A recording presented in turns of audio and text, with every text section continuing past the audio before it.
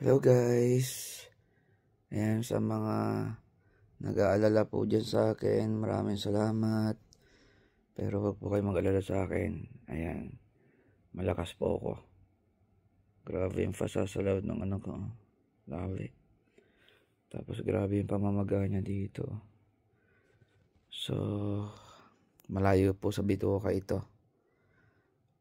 Nandito nga kondo. Yan. Medyo, ayan, si Baby Ara. Yung mag-ina ko nandito rin. At, ayun. Maraming salamat sa inyo guys. Sa mga nag-aalala, okay na okay po ako. Malayo sa bituka, guys, no? Yan. Maraming salamat po.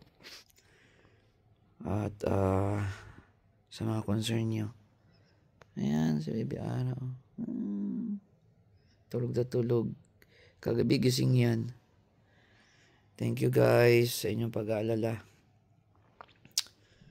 Ayan, kung makikita nyo, ang daming mga gamot-gamot doon. Tapos bulak. Ayan. Dito rin. Alcohol. Betadine. Tsaka mga tape. Mga gasa. Tsaka yung ano ng ice pack. Ayan, mga gamot, mga cream. So, okay lang po ako guys. Maraming salamat sa pag-aalala nyo. And, God bless po sa ating lahat. Mag-iingat po tayo palagi. Ayan. Medyo kumukupis naman yung pamamagana ng pisngi ko.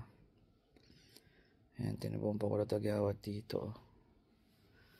Grabe yung pagkamaga ng pisngi ko guys. Tsaka ito guys, kung makikita nyo. Grabe oh. Oh, makamaga siya. Yung tenga ko. Thank you po sa inyo. Isama nyo na lang po ako sa inyong mga dasal. Masaya na po ako. Napakalaking tulong na po sa akin yun. Ingat po kayo palagi.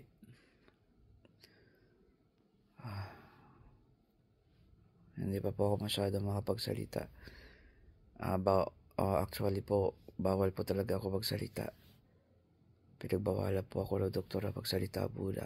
Siguro 1 to 2 weeks na bawal ako magsalita guys. Ayan, gusto ko lang po magpasalamat sa inyo. Sa inyo concern. Thank you po.